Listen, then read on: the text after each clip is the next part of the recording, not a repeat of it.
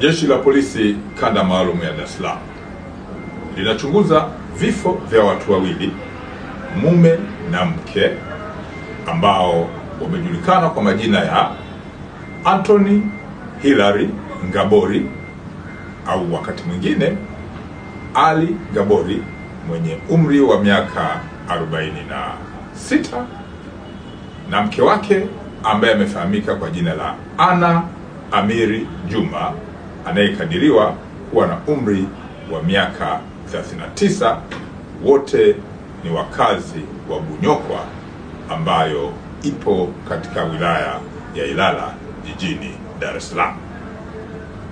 Tukio hili ambalo linachunguzwa na jeshi la polisi linadaiwa kutokea usiku wa kuamkia tarehe 12 mwezi huu wa Juni mwaka 2025 kwenye nyumba yao ya familia. Mili hii imekutwa ndani ya chumba chao cha kulala huku ikiwa na majeraha.